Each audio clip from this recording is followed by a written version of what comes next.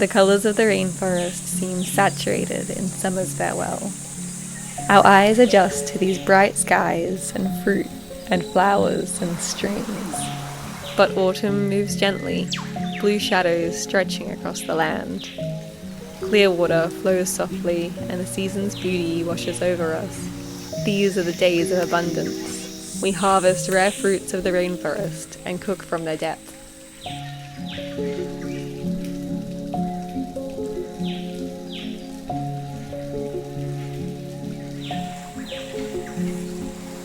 Down by the stream there is a lily-pilly tree, or in local Bundjalung language, nyawan.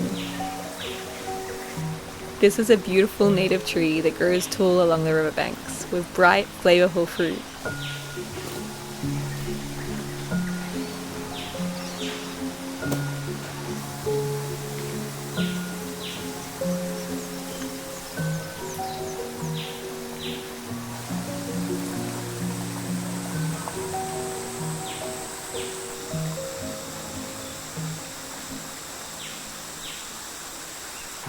This tree is a special reminder of how beautiful the creeks can be. Working in symbiosis, the deep roots are fed by the fluctuating stream, while giving back by holding the strength even in the biggest rains. The trees drop fruit and feed the wildlife, and the wildlife's droppings fertilize the soil and feed the trees. Everything works together, and we're constantly reminded to always give more than we take, working with nature in a similar symbiosis.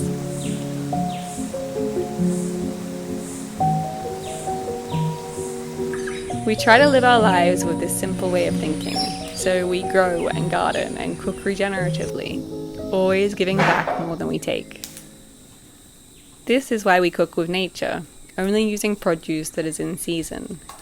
We try to mostly only use things that we grow ourselves, but we can't grow everything, so we try to buy it locally. Everything in this dessert we grew ourselves, except for the sugar and honey, which we're working on.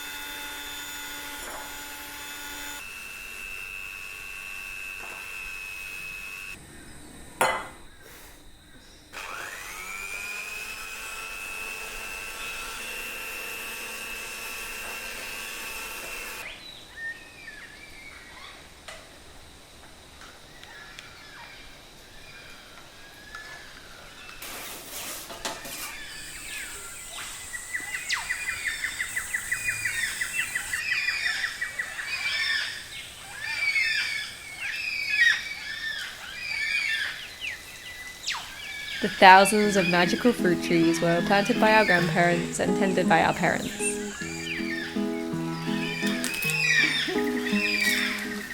When we lost our dad suddenly, we realised that it was our turn to care for the land, continuing to plant trees for the generations to come. We wrote a book telling the story of why we chose to live this life in the rainforest.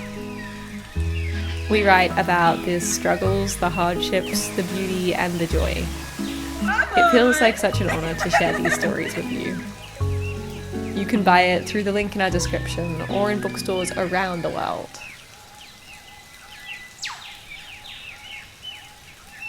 These plums are native to this rainforest. They grow on these tall trees and their fruit drops to the forest floor. They look sweet, but they're actually super sour. We like to make sauces and jams from them.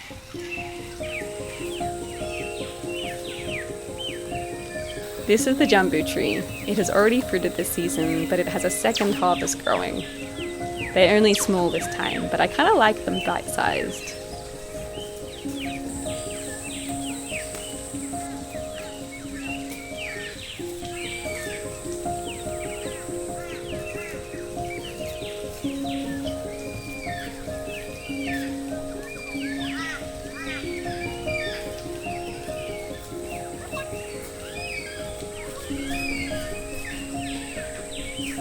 Julia is making a native plum infused honey with cinnamon myrtle, another native scrub.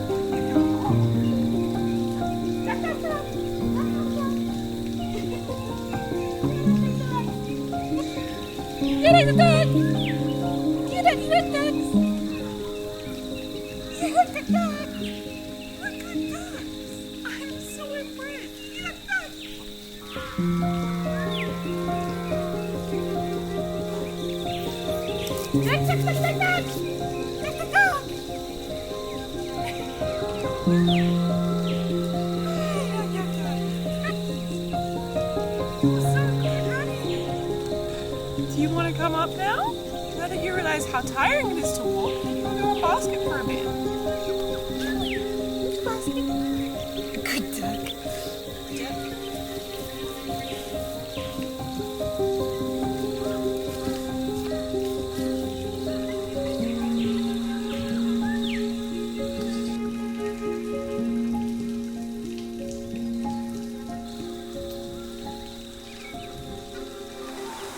The ducklings are growing up so fast, and we teach them every day to swim and play. They're getting so good at swimming, but they never leave my side. Yeah, you're swimming good. You okay? The she oaks that line this creek are important for the waterways. In places that these large roots hold the edge of the creek, the water flows deep and clear. But downstream, where the native trees have been eliminated, the muddy waters and broken banks let us realize the importance of reforesting the waterways. They are also food for black cockatoos and so much rare wildlife.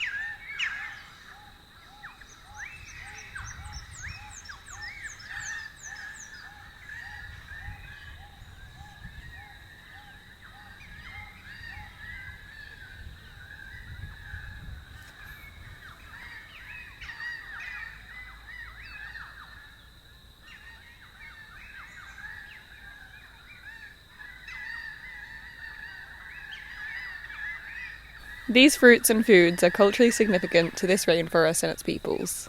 We live on the land of the Arakwal and Minjungbal People of the Bundjalung Nation. We acknowledge the traditional custodians of the country we live on and recognise their continuing connection to the land and waters. We thank them for protecting this rainforest and its ecosystems since time immemorial.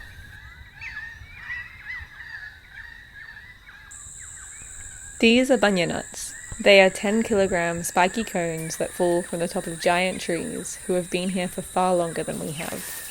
The nuts are an important part of indigenous culture and have been used as bush food for thousands of years.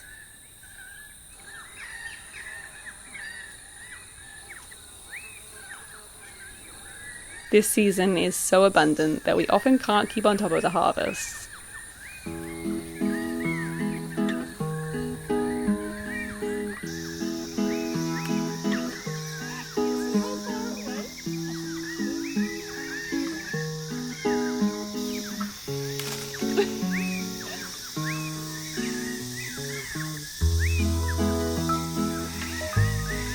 That smell has to be the most beautiful smell in the world.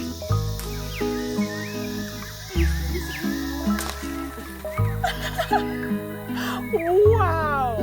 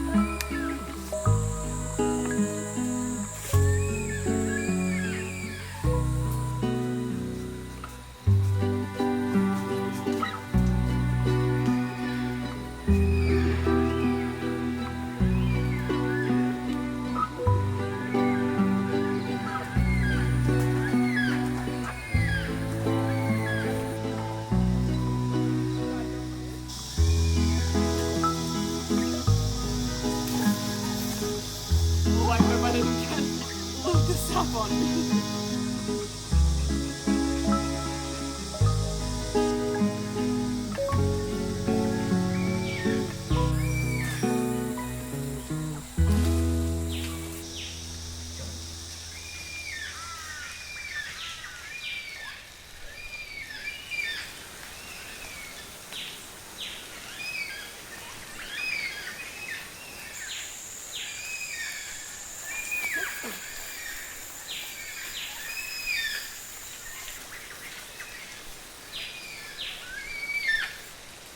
Our days have been filled with looking after these ducklings.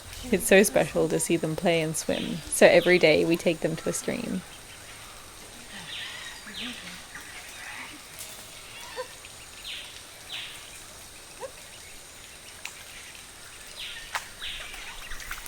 Come on, look! Zoomies! What good swimming! What good swimming!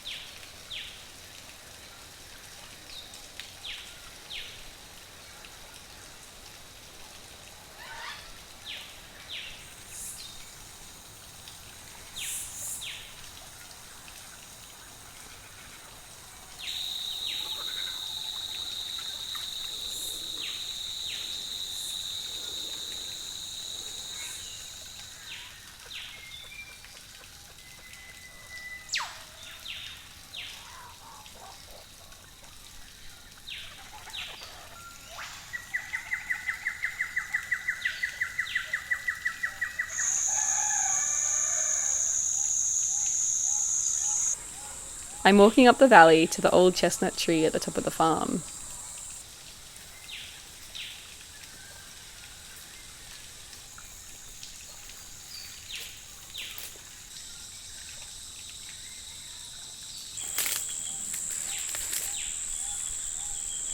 So I just went on this massive hike up to the very top corner of the farm, really. It's bush up here and it's really hard to get here. I was scrambling through the bush and I came here to see the old chestnut trees to see if they were fruiting, because I was excited because there's these grand old trees that I think they were planted by the man who lived here before our grandparents. So it was, I think he lived here from the 20s to the 60s. And so I think the trees were planted in the 20s, so they were over 100 years old, these massive chestnuts. But I've just found that they've fallen over and died, and I think it happened in the floods, which is really devastating. We came just afterwards and they'd half fallen down, but I thought that there was still one part of the tree that might survive, but I've come and it's just all completely overgrown and they're all dead. So it's sad. They were such beautiful trees. So you can half see behind me where the chestnuts used to be, but now it's just overgrown with lantana and bush and so many weeds. It's a bit overwhelming, really, when I feel like when I weed one paddock and I feel so huge, it feels like a massive accomplishment. I'm like, I can do anything, and then I go for a walk in a paddock like this and I just think, oh my gosh, I'm never going to be able to weed all of this in my lifetime. But I think that's the reality of living with the land, knowing that you can't do everything and you can't look at all the jobs you haven't done. You can just look at the things you have accomplished and feel proud of that. Losing these chestnut trees is another repercussion of the massive flood that this land went through 2 years ago. You may remember our videos documenting this disaster, and this week is actually the 2-year anniversary of this devastating time. On the anniversary of such an awful day, we actually feel so much hope. The waterways are still filled with debris, the mountains are still bare with broken soil, and so many homes are still unlivable. Our community has also built and grown so much in this small time. Mostly, we see the importance of reforesting and protecting these rainforests. We thank our patrons for supporting us. With your help, we have been able to plant so many trees, continue caring for the land, and we have big plans to restore the waterways.